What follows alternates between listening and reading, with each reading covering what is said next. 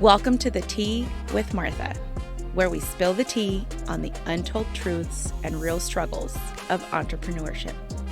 I'm Martha Pachow, a fellow business owner who's learned the ins and outs of business the hard way.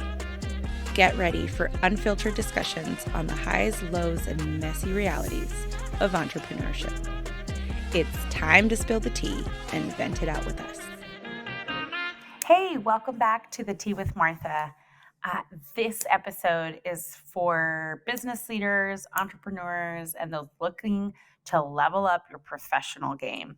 I'm your host, Martha Pachow, and today we're going to dive into such a crucial topic for any business, and that is how to hire the right people. Whether you're scaling your startup or looking to add talent to an established team, hiring the right individuals is such a key to your success. So let's get started. Man, this is such a hot topic. So I'm in various groups and I've been in various groups over many, many years.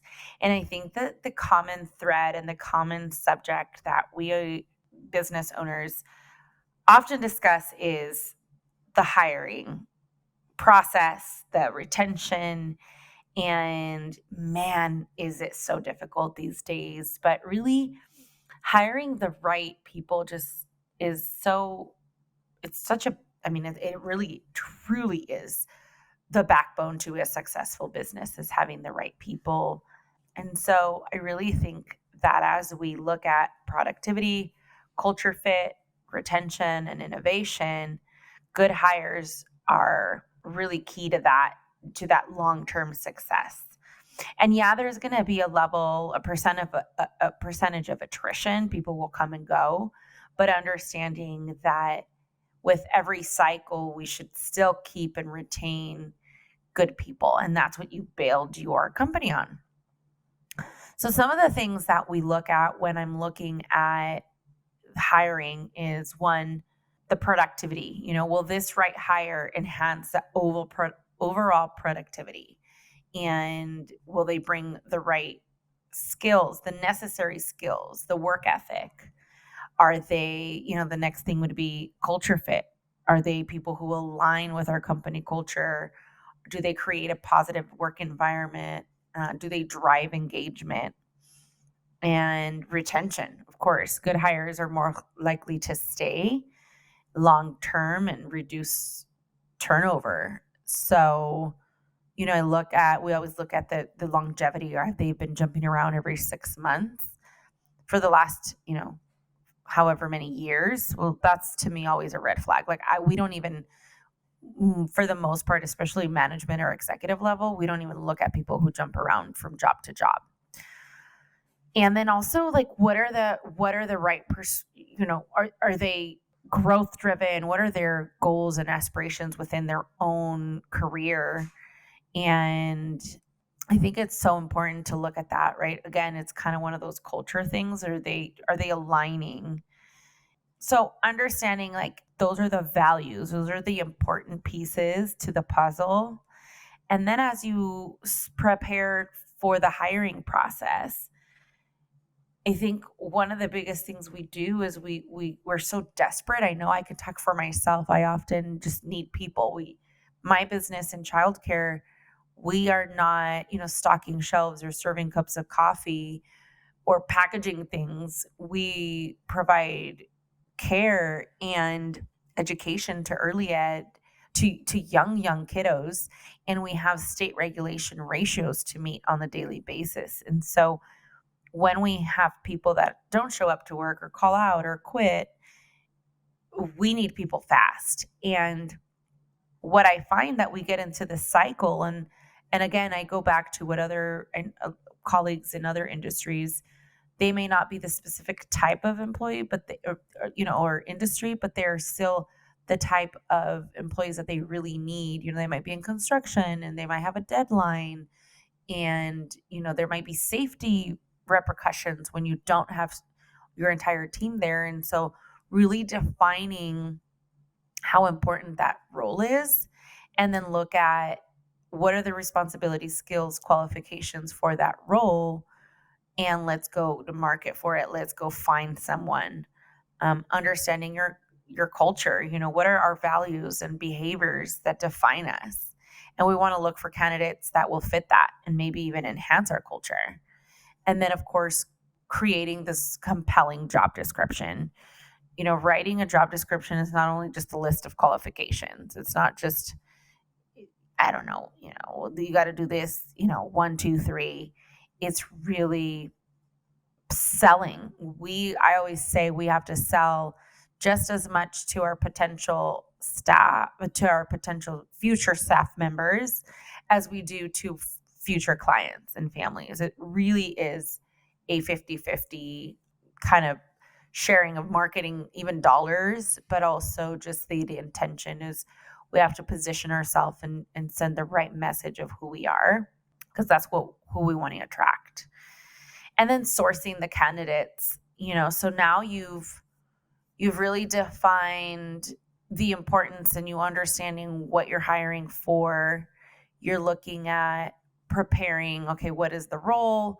What is our culture fit? What is our job description? What do our ads look like? And then sourcing, and that is, going to job boards and websites and posting. It may be hiring a recruiter. It may be hiring a part-time manager or full-time manager, depending on how many hires you normally do, or how much your job depends on it, or your company depends on people.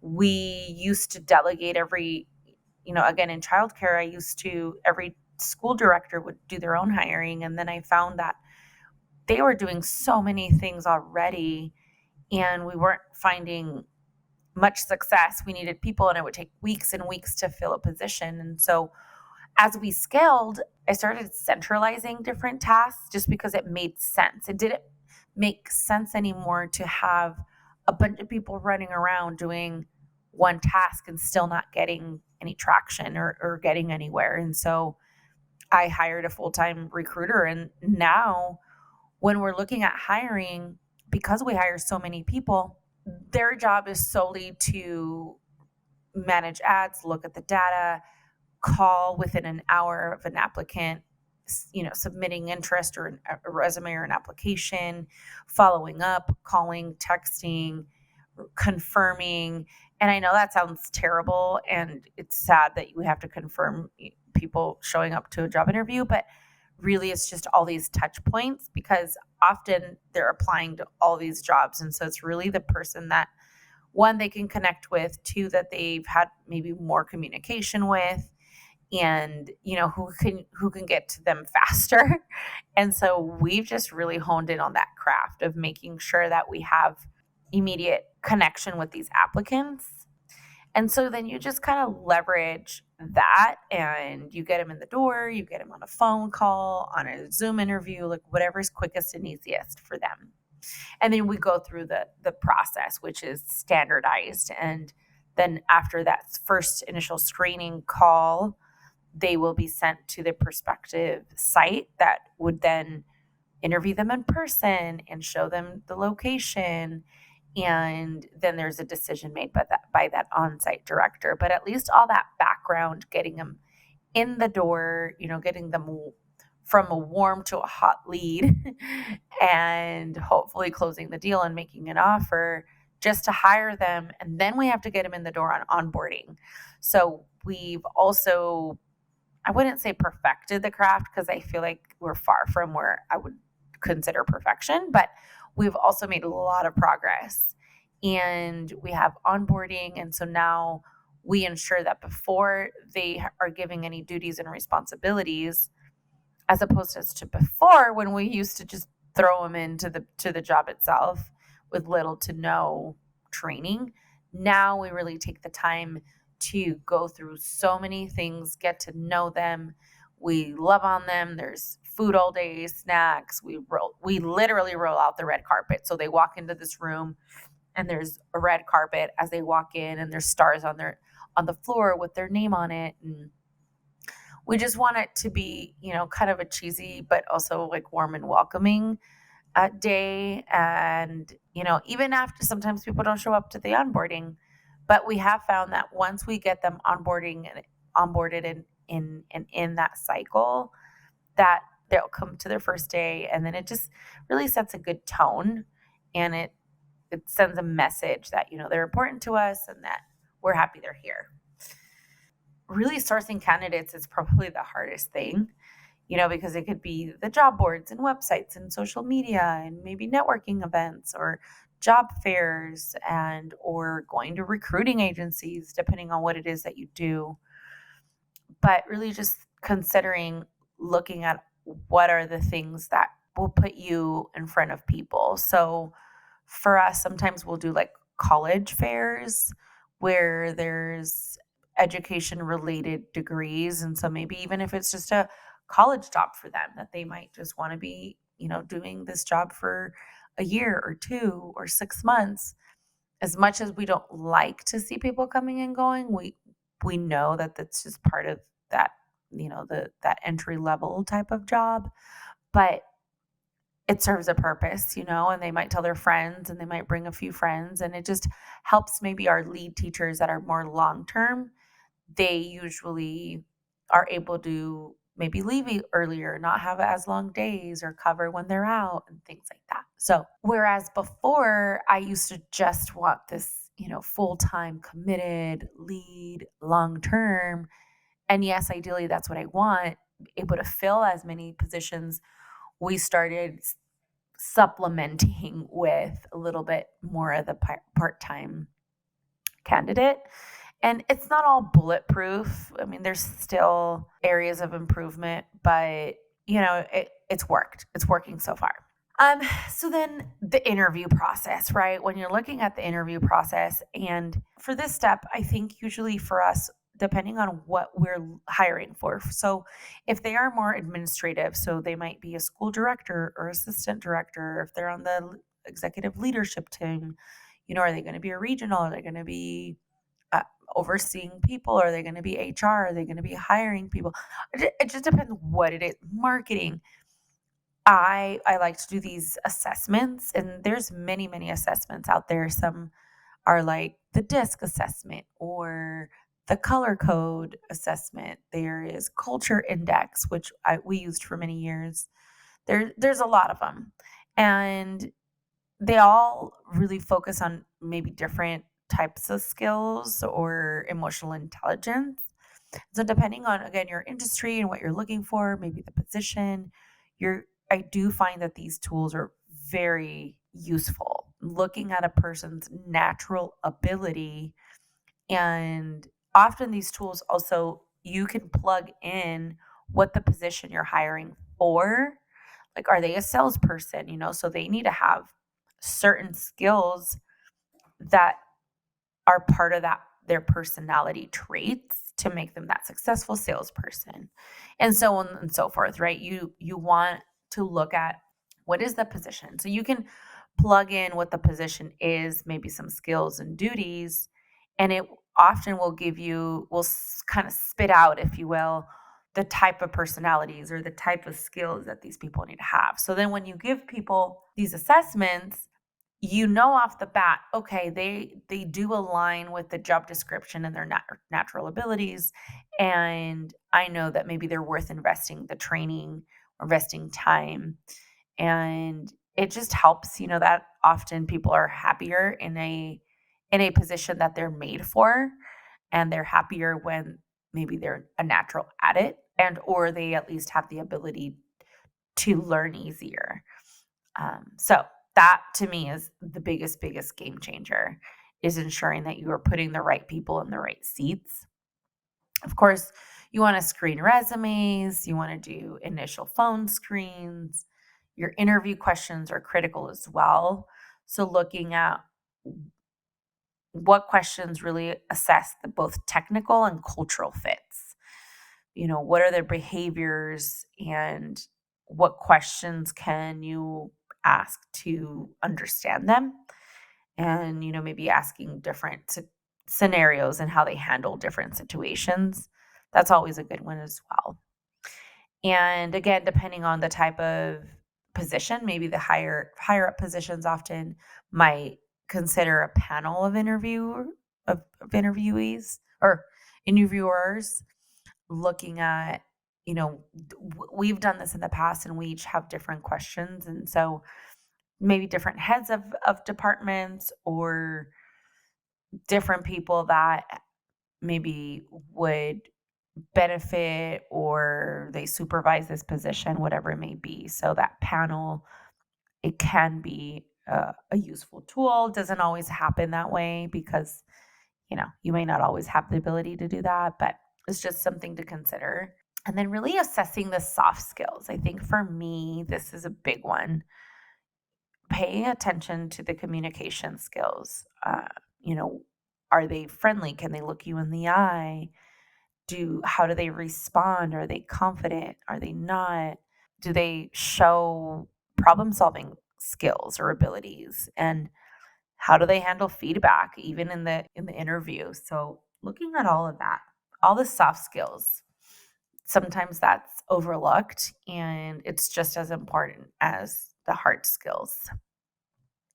And then of course, last but maybe not least is making the decision, right? Going over your notes, comparing the candidates. Hopefully, you've had a lot of candidates and you can compare and maybe creating a scoring system on your key criteria. Like, hey, these are my top 5 things that I'm looking for, amazing personal skills because they're going to be a front desk person or they're going to be a salesperson, things like that.